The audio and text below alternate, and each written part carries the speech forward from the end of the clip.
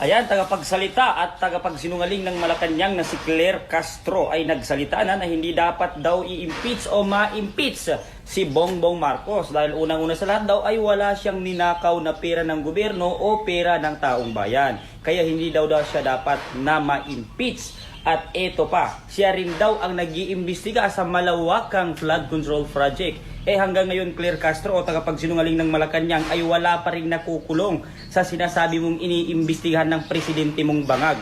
At ito ang pinakamalala mga kababayan kong Pilipino. Pinagbibintangan siya ni Claire Castro itong si Vice President Sara Duterte na si Vice President Sara Duterte daw ang dapat ma-impeach. Bakit?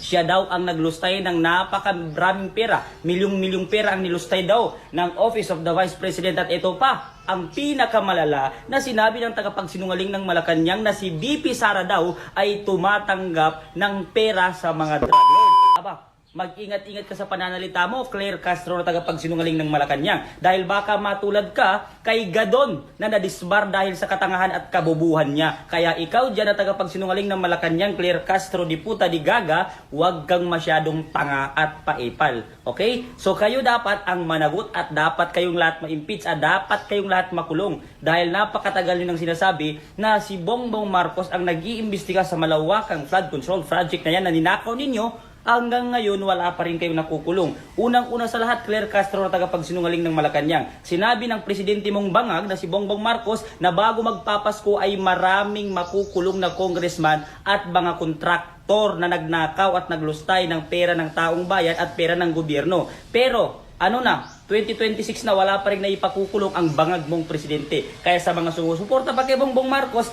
at sa iba pang tangang pa-OE at pa-EPAL na si VP Sara, kapag pinag-usapan ng mga Duterte, lahat sila ang ingay nila, pati ang mga congressman na malapit ng matigog, ang ingay nila. Nagtumpok-tumpukan ng mga utak hipo, ng mga tarantado at inutil na mga magnanako na politiko at mga gunggong, no? Pag Duterte ang pinag-usapan. Pero pag ang pinag-usapan ay ang Ghost Project o Flood Control Project, lahat sila nakatikop ang bibig. Lahat sila hindi makapagsalita.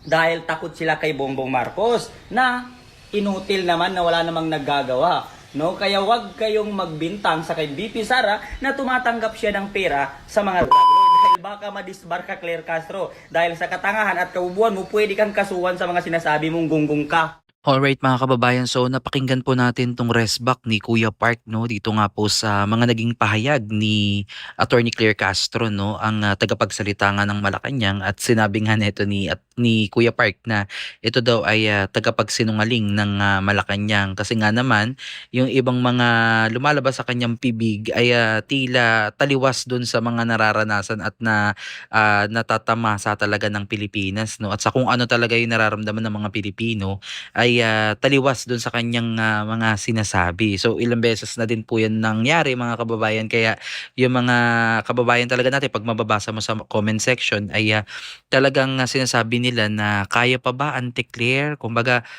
kaya pa bang pagtakpan? Kaya pa bang gawan ng propaganda itong administrasyon ni Bongbong Marcos, no? So nag-ugat ito mga kababayan dito nga po sa umaalingasaw, no, na pagkakaroon di umano ng impeachment laban nga po kay Bongbong Marcos, no. At may mga naririnig na nga din tayo diyan mga kababayan na ito ay ini-endorso na, no, o inendorso na ata sa ilang mga kongresista yan sa mababang kapulungan, at malalaman natin yan sa mga susunod na araw kung ito ba ay may katotohanan, no. At ito nga yung mabigat na aligasyon ni Auntie Claire, no, lalo na yung sinabi nito ni Kuya Park na pinagbibintangan itong si VP Sara Duterte na tumatanggap ng pera mula sa mga D-Lord. Ayan, hindi natin pwede mention kasi yan eh. So alam nyo na yon na tumatanggap daw siya sa mga ganon na pera, no, at yun naman ay walang ebidensya, no, at hindi pa naman napapatunayan yung mga ganyang bagay. At itong impeachment about kay Bongbong Marcos ay hindi naman natin mapipigil yan mga kababayan kung sakali na meron naman talagang maipakitang ebidensya at meron naman talagang kumbaga dapat harapin itong si Bongbong Marcos ay kinakailangan niya talagang harapin ito mga kababayan, no, at wala namang ano yan walang dapat kinikilingan kasi nga kung kay Vice President Sara Duterte ay nangyari nga yan na biruin ninyo, 'di ba? Parang shortcut dun sa proseso. Pero itong naririnig na nila na direkta ng papunta di umano dito sa Pangulo ay tila maiingay itong mga ilang mga mambabatas, no, na hindi daw nila kumbaga tatanggapin may mga ganyang report kung sakaling ito ay pang pamumulitika lamang. So imagine niyo yan, 'di ba mga kababayan, parang pagka dito sa administrasyon parang okay lang pero kapag kanilang opposition ay talagang titirahin talaga nila at alam naman po natin yan, no, lahat po ng nagsasalita against the administration ay pilit talaga nilang pinapatahimik o kaya kakasuhan, ikukulong or kung ano na lang yung gagawin nila dun sa mga nagsasalita. Maging yung mga vloggers nga mga kababayan, 'di ba?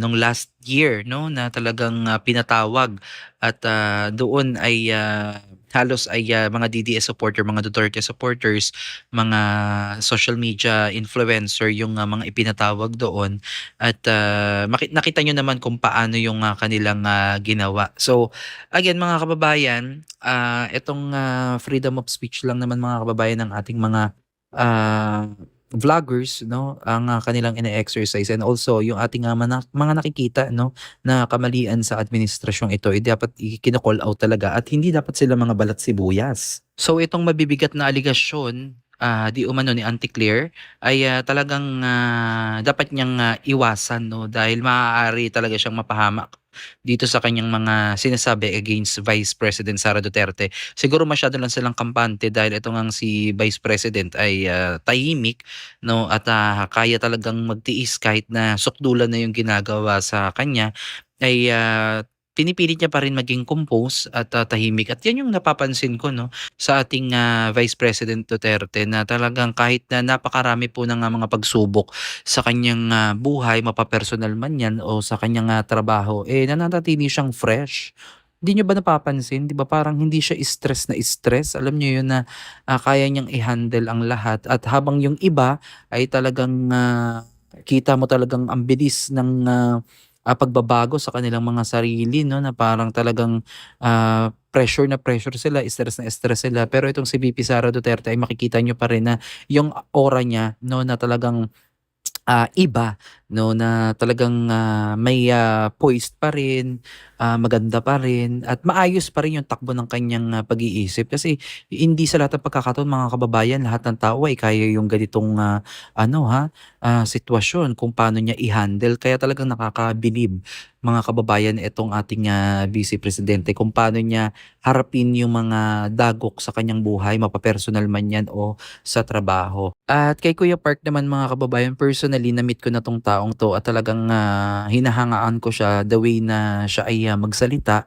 at kung paano niya ilabas yung kanyang saloobin, yung kanyang pagiging makabayan, no, na talagang ano siya, buong puso niya talagang inaalay yung kanyang buhay.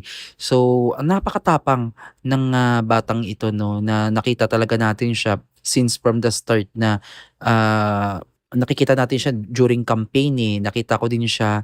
Tapos may mga ilang pagkakataon kagaya ng mga rallies na talagang makikita mo yung kanyang ipinaglalaban ay consistent, no? At hindi mo talaga siya yung tipong pwedeng anuhin, yung parang manduhan, no? Kung ano yung kanyang gustong sabihin, kung ano yung kanyang kung ano nilalaman ng kanyang puso, yun yung kanyang sinasabi. Kaya believe ako sa mga ganitong tao na matapang, no, na inilalabas yung kanyang karapatan na makapagsalita, yung pagka-disappoint niya lalo na sa gobyerno ngayon ay talagang malaking bagay, no, na siya ay nagiging boses natin sa mga taong takot o walang kakayanan na makapagsalita kagaya niya ay siya yung nagrerepresenta sa atin, no. Kaya mabuhay ka Kuya Park, no, at mag-iingat ka palagi, no, at itong kanyang mga minsan sinasabi talaga may mga kapupulutan kang aral dito yung mga Magugulat ka na lang sa kanyang mga sinasabi na talaga sa bata niyang ganyan ay marami na siyang nalalaman at, napakalalim niyang tao 'no. Kaya napakahalaga din mga kababayan na, magkaroon din tayo ng mga ganitong, pagkakataon na mapakinggan yung boses talaga nung, maliliit na tao 'no at hindi palagi yung, nakakapanood lang tayo sa mga mainstream media na yun lang yung pini-feed sa atin. So, ngayon ay mahalaga, tayong lahat ay may kakayanan ng dialogo, makapagbigay ng, palitang, opinyon, 'di ba, sa social media, sa mga ganitong forum, sa mga ganitong pagkikita at pagtitipon. At least, kahit papaano ay nairaraos natin ng mapayapa yung mga ganitong, rallies. Kasi hindi naman natin gusto yung, magkaroon ng, dahas 'no at, hangga't maaari ay, maging peaceful yung, ating, pagtitipon at maipahayag yung, mga hinaing ng mamamayang Pilipino laban dito sa administrasyon ng Marcos 'no, na alam natin na hindi maganda yung, kinahihinatnan at, hindi satisfied ang majority ng tao dito sa kinalabasan ng, flood control scandal. So again mga kababayan, maraming maraming salamat sa inyo at i-follow niyo po si Kuya Park 'no sa kanyang Facebook page para always updated din kayo sa mga upcoming videos niya. Muli maraming maraming salamat at God bless po sa inyong lahat.